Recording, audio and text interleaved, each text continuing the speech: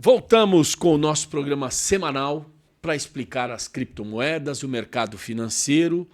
E para isso a gente tem um super especialista aqui, que é o Matheus Medeiros, que está conosco mais uma vez para fazer a audiência aqui na Rádio 09. Matheus, grande abraço a você, muito obrigado pela presença mais uma vez. Muito obrigado, Oliveira, muito obrigado aos nossos queridos ouvintes, Rádio 09, por sempre estar aqui abrindo a porta para a gente falar um pouco de finanças, esse mundo de tecnologia e cripto também, que é a onda, não só do momento, mas eu digo do futuro. A gente vem já debatendo há muito tempo, né? Nós temos aí quase 30 programas. Eu acho que a edição de hoje é a edição de número 30, se não me falha a memória, ou bem perto disso. E aí, uma coisa que surge no meio de tudo isso é que o mundo vai andando. A gente tem política para lá e para cá, e tem a direita e a esquerda, que eu também agora não sei mais o que é direita e o que é esquerda, porque o cara fala assim, ditadura de esquerda. Existe ditadura de esquerda e existe ditadura de direita. Existe ditadura de direita, é que nós, brasileiros, vivemos uma ditadura de direita de 64 a 85. Perfeito. E agora nós temos aqui, por exemplo, na vizinha Venezuela, uma ditadura de esquerda. Então eu queria perguntar para você exatamente sobre o Trump, né? Que vem com uma direita assolada e olha, é forte, não sei o que. Ele ganhou a eleição, ele vai assumir agora no começo do ano. E aí ele já fala em proteção do dólar e que ele vai para cima de todo e qualquer sistema em função do dólar pela proteção da moeda americana, que hoje é a principal moeda no mercado mundial. Aí o Brasil já se uniu à China, já ficou algo ali meio que uma rusga, dizer assim, pô, mas se o Brasil, que tem o maior mercado dele, né, o maior mercado do Brasil de transações não é o dos Estados Unidos, já foi. China. Hoje é a China, né? E é um mercado muito grande, é muito superior ao dos Estados Unidos, que é muito importante. E agora o Trump também fala em muitos bloqueios que ele pode criar diante daquela coisa de que ele quer preservar apenas os Estados Unidos, o resto do mundo que se exploda. E aí eu quero dizer para você o seguinte, como é que a gente fica com isso em relação às criptomoedas? Porque elas não têm divisas. Né? Não tem fronteira. Elas não têm fronteiras, elas não são nem de um país nem de outro, elas estão aí. Uma coisa que é super interessante disso que você está falando, Oliveira, é que no último governo do Trump, bom, eu estava basicamente ainda na época da faculdade, terminando minha faculdade de Relações Internacionais, a gente usava bastante o governo dele e a gente percebeu uma coisa, que essa necessidade de basicamente o Make America Great Again, né, que era basicamente você tentar trazer a América para o centro do mundo, isso vem com bastante ônus, alguns bônus eu diria, mas bastante ônus, porque a gente comentava que ele acelerou a retirada, né, o protagonismo dos Estados Unidos dentro do cenário internacional. Isso por quê? Porque ele colocou ali em dúvida diversas agendas, desde a OMC, como alguns tipos de protecionismo também, enfim, diversas agendas que historicamente eram de cunho da potência econômica global do momento, né? Então, no momento foi os Estados Unidos, antes deles foi a Inglaterra, antes deles foi, enfim, ali a Holanda durante um breve período, enfim, se você estudar na história, sempre teve alguma hegemonia global ali de potência econômica comandando determinadas agendas. E quando o Trump assumiu pela primeira vez, ele teve uma agenda de retirar os Estados Unidos desse protagonismo internacional muito rápido. Ele acelerou essa distância, assim, né, de retirada de protagonismo internacional dos Estados Unidos. Isso permitiu como a China assumisse algumas outras agendas, como até mesmo como sendo a maior investidora dentro da África, né? Eu estou falando tudo isso por quê? Porque mesmo que a gente esteja falando de uma relação do dólar, o Trump ele tem uma relação de emprego mesmo, ou de qualidade de vida dos norte-americanos. Essa é a principal agenda política dele no final do dia. Não necessariamente tem a ver com o dólar, com a moeda em si, porque a moeda ela tem muita variável que nem sempre depende da pessoa. E aí olha que engraçado, a gente está falando aqui de cripto, está falando enfim, de um novo tipo de economia, e assim que o Trump, né, era uma grande agenda do Trump a questão dos criptoativos, a questão de regulamentação deles, porque é sim uma possibilidade grande de receita de taxas, enfim, de impostos para os Estados Unidos, e não somente isso. A partir do momento que o mundo, né, está realmente declarando que o Bitcoin é sim uma reserva de valor contra a inflação norte-americana, porque o problema da moeda dos Estados Unidos hoje é uma relação de inflação, ponto. Significa o quê? Estamos vivendo isso no Brasil nesse momento. Só que nos O Estados dólar Unidos é mais muito de pior. 6. Só que nos Estados Unidos é muito pior, porque a gente fala de importação de inflação. Exportação de inflação, perdão.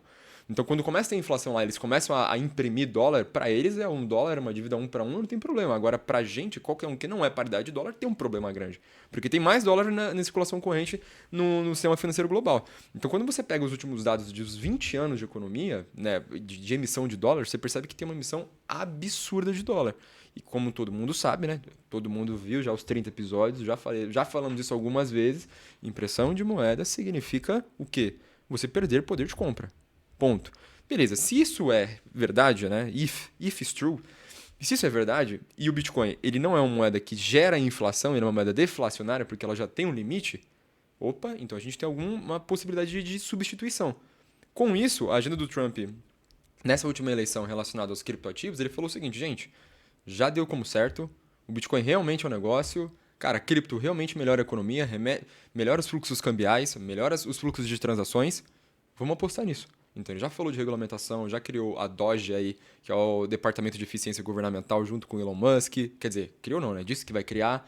Já tem um protocolado dentro dali, umas conversas bem legais, de fazer uma reserva própria de Bitcoin dentro do governo dos Estados Unidos. A própria Microsoft já anunciou no teu balanço pro ano que vem que vai começar a compra de Bitcoin.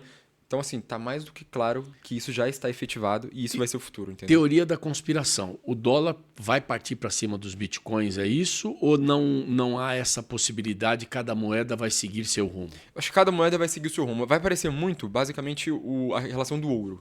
Né? Poxa, o quanto de ouro? Porque geralmente o ouro que é a proteção geral contra a inflação, proteção de poder de compra. Eu acho que vai começar a fazer essa substituição no final do dia. Não acho muito difícil a gente começar a pegar e falar o seguinte: nossa, Oliveira, quanto que você pagou no seu celular? Ah, eu paguei 0,00000001 Bitcoin. Não. Não vai, é Não, complicado. eu acho É complicado complicado até para as pessoas manusearem isso, né? Exatamente. No dia a dia. Você vai lá para uma gôndola do supermercado, vai comprar um sabão em pó, vai comprar um refrigerante, vai comprar um detergente, você pagou 0,0000. Quando o cara olhar aquilo, ele cai, né? É isso, não faz muito sentido, Não faz sentido prático, eu diria, mas para a mútuo de paridade econômica, isso sim vai começar a fazer sentido, porque a gente está voltando ali basicamente para meados de 1930. Lembra como era em 1930? Era o quê? O padrão dólar-ouro. Então a gente parece que está caminhando para algo muito parecido com aquilo, só que em relação ao Bitcoin, entendeu? Pô, El Salvador já começou esse movimento, né? Metade das reservas lá do tesouro deles já é Bitcoin, aumentou sei lá quantos por cento desde a última vez que eles compraram. Nossa, tá enchendo de dinheiro lá. El Salvador tá rico, entendeu? Esse Esse é o primeiro dado no mundo específico de um país que encampou a criptomoeda como nacional que reforçou o seu caixa. Isso é isso. É exatamente isso. Isso aconteceu em 2019. E isso melhora o dinheiro da população também? Então, sim e não, né? Melhora quando a moeda sobe, piora quando a moeda desce, porque a gente está falando de uma reserva de dinheiro do país. Então é o país ter mais ou menos potencial de investimento dentro, né, do seu território. E há um detalhe importante, né? El Salvador não consegue controlar o valor do Bitcoin. Esse é o ponto. Né? Porque se ele sobe, ok, se ele desce, problema. Exatamente. Né? Tanto é que quando eles fizeram isso, se eu não estou enganado, o Bitcoin na época estava em cerca de $50 mil, alguma coisa assim. Meses depois veio o inverno cripto, que o Bitcoin foi para cerca de 19, 16 mil dólares. Eu lembro muito bem que naquela época o El Salvador estava tendo dificuldades em pagar os aposentados e pensionistas do país. Porque quem é o responsável por fazer isso é o país, não é nenhuma empresa. E a partir do momento que o país... central do país. Exato. A partir do momento que o cofre central do país não tem dinheiro para arcar com seus compromissos, é um problema. Então foi uma aposta. Ainda sobre as aplicações em cripto, blockchain, quais são essas aplicações que existem no mundo hoje, que você tem conhecimento? Hoje existe algumas, como eu havia comentado já no último programa, que é a relação de empréstimo de dinheiro para liquidez. Né? Então, quanto mais transações tem dentro de um específico criptoativo, você recebe um FII daquilo, que é basicamente o que a gente chama de pool de liquidez. Tem um outro que aí é muito mais complicado, que é como se você estivesse emprestando Você está emprestando dinheiro e tomando uma dívida futura. E aí, no final dessas duas contas, você ganha ali uma porcentagem. Aqui eu não vou entrar no mérito disso, que é muito, muito, muito complexo mesmo. Enfim, essas são as duas grandes aplicações. Hoje a gente tem algumas dívidas tokenizadas, entendeu? Então tem uma leve diferença. Então, por exemplo, aqui no Brasil a gente tem a AmFi que faz isso, tem a Lick Invest, que é uma investida do Itaú também. Tem algumas outras empresas que já estão fazendo isso para recebimento de imóveis. Então, hoje já existe, sim, essas dívidas, digamos assim, que era do mercado tradicional, hoje já estão sendo tokenizadas. E, Matheus, qual que é a grande diferença? Primeiro, verificabilidade. Então, você consegue verificar o que está acontecendo dentro de fato daquela dívida, porque está tudo dentro do registro central, que é a própria blockchain. E segundo, o custo. A partir do momento que eu diminuo o meu custo de emissão de dívida para uma empresa, significa que eu tenho mais rentabilidade para o meu investidor. Então, numa dívida que antes você, como investidor que está comprando uma dívida, CDB, para quem não sabe, é dívida, enfim, LCI, LCA, tudo isso daí é dívida de alguém que você está comprando, que você está pagando lá 12%, 11%, está sendo, enfim, pago para isso. Se você geralmente tokeniza isso daí consegue ir para um 14%, para um 15%, para um 16%, dependendo do risco que é essa dívida. Por quê? Porque a tokenização veio para tirar muito do custo e dar liberdade para o investidor fazer o que ele quer com o seu dinheiro. Semana que vem, no próximo capítulo, eu gosto sempre de deixar um gancho para o próximo programa. A gente, alguns programas atrás, falou sobre compra, por exemplo, de imóveis, Sim, sim. sobre compra de veículos, sobre compra de maneira geral. Né? Não para comprar na gôndola do supermercado, mas coisas que tenham um valor agregado maior. A gente vai falar sobre isso no Perfeito. próximo episódio, para a gente saber se isso está aumentando de volume. Já é possível, mas eu quero saber o volume disso. Já vou dar um spoilerzinho aqui. Isso aumentou absurdamente, Oliveira. Você não tem noção. Então, no próximo programa, a gente vai ficar sabendo de tudo isso. Muito obrigado, Matheus. Muito obrigado, gente. Um abraço. Muito obrigado a você por nos acompanhar aqui na Rádio 09.